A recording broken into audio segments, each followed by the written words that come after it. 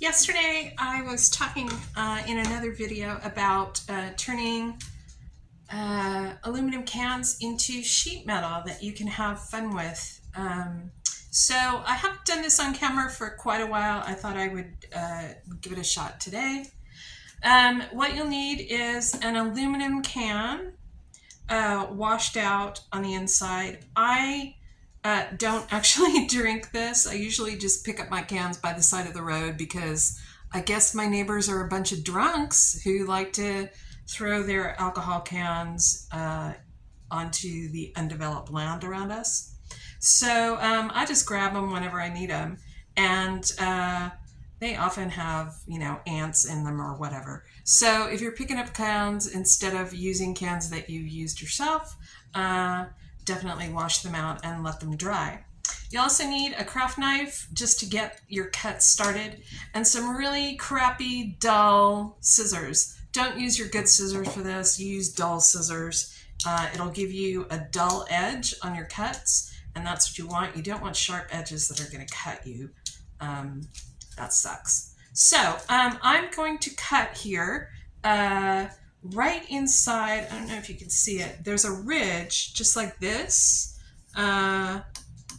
along both sides. You want to cut just inside of that ridge because that is baked into this can. It is never going to be flat there. You just want to get rid of that. So we're going to create a section that you recycle. And the reason that I'm not cutting this with the knife is A, it's more dangerous than scissors, and B, it leaves a sharper edge, and you really don't want that. So I'm just going to cram my scissors in here, and I'm going to do a really bad cut. Really sloppy, lots of burrs. Don't worry about it. We're going to make it beautiful in a minute. So I'm going to keep your hands away from this because, like I said, burrs, they will stab you and not let go. And you just want to cut off this section. There you go. This goes into the recycle bin. So look, nice and ragged, kind of dented. Yuck. And then you want to do the same thing on the other side. Keep your hand away from those burrs. Get it started with your craft knife, and if it gives you a little resistance, move slightly more inside of that ridge because it's kind of reinforced there. There's more metal, so it's a little harder to cut.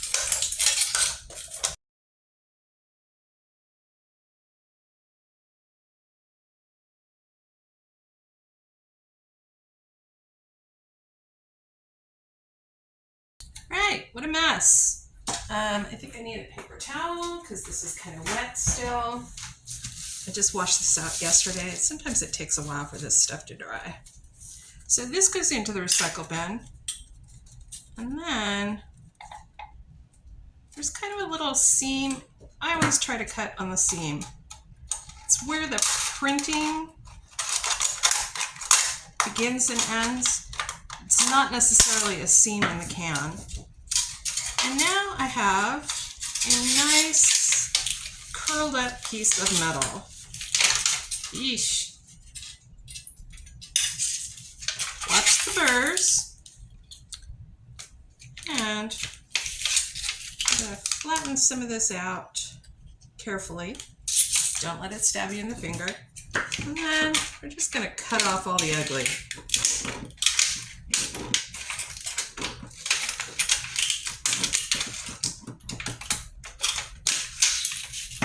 More stuff for the recycling bin.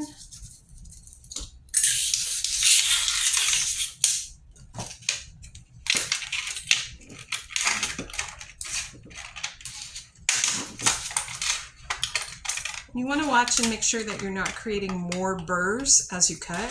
This time you really want to line your scissors up along the edge. Created one right here.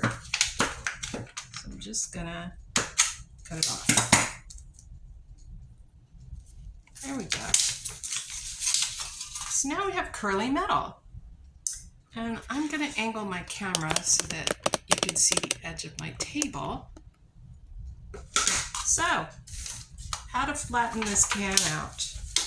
You just want to very gently run it over the edge of your table a few times. Try not to make more creases in it. Just drag it over the edge. Try to keep your hand away from the cut edges, just in case you've got any burrs there, so you don't cut yourself. That's flat enough. So now, I'm going to cut it into 2 pieces because that's way more metal than I ever use for anything. And let me get some other supplies going, and I'll show you what you can do with this. Here I have my little box of alcohol inks. These are Adirondacks, but I also have Pinatas. They both work on metal. They just have different solvents. The Adirondacks, you can use regular rubbing alcohol as a solvent, and it works pretty well. Pinatas, not so much. So let's drop a few dots onto this metal and see what happens.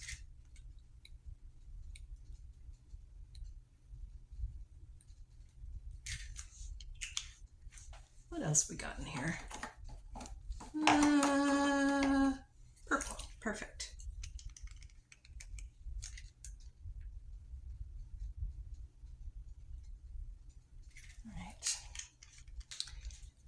And a little solvent and a homemade applicator. This is a piece of craft wood, or you can also use a Jenga block with some Velcro stuck to it and some craft felt. And we're just going to put a little solvent on there and a little solvent on here. I need a new bottle of solvent. This one's almost out. That's okay.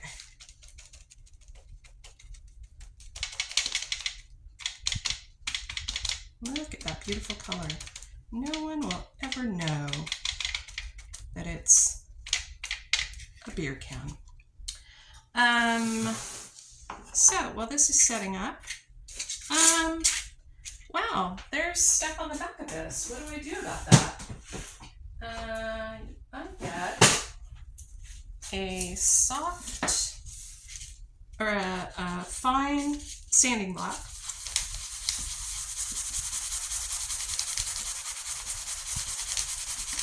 And sand it off. And you also want to clean off your sanding block because this stuff gets all over it. And this one is black, so it's really going to be dusty. But this comes off pretty quickly. I'm sure there are other ways to do this. Don't try to burn the finish off like we do with Altoids tins, because aluminum has a lower melting point and it will disintegrate. But that's how you take off the finish. And if you want a bigger piece, it's going to take you a little bit longer, but it's pretty quick. And I usually try to sand my last time across it in circles so that it gives sort of a circular pattern to it. I don't know. It looks less like scratches and more like intentional to me. But maybe you don't think so. That's okay. All right, one more thing. Here are some craft punches. I am just going to cram this in here. You want to be kind of careful while you're cramming this in here, because if the metal still has a slight curve to it, it will get stuck in your punch. So,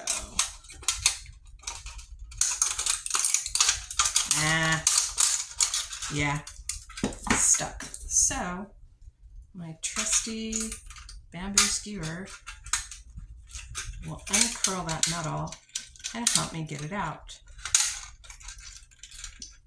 Sometimes it just pulls right out. Sometimes not so much. So you can just keep punching, get your flowers close together, or whatever shape you're using. And you can see that this is going to make a whole bunch of flowers from just this little piece of metal. And obviously my alcohol ink covered piece over there is going to make beautiful fuchsia colored flowers. And usually what I do is, oh for goodness sake, is you can see this still has the pattern on the back of it, but I don't hate that. In fact, let's make a flower going this way. I'm just going to bend these into place. And if I was doing this for real, I would put a dot of E6000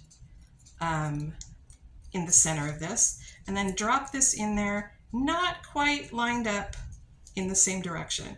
Kind of have to hold it in place to do that because the interior hexagons that you've created are different shapes but the same size. So you end up with them wanting to align and line up like this. And I like it better when they're offset like that. And then what I might do is let it dry, punch a hole in the center, run a piece of wire through a bead, twist at the other side of the bead, and then slide the wire through the center and create a nice little flower with a bead in it. So we're in my living room now, and I'm going to try to get this without getting my hand in the way. This is a piece that I made a while back. It's got really long beads at the bottom and it hangs up like that. Anyway, 2 metal flowers, one in her hair with a pink rhinestone, and then one at the top that's slightly larger with a clear rhinestone. And they're just that same flower punch that I just used in my last example.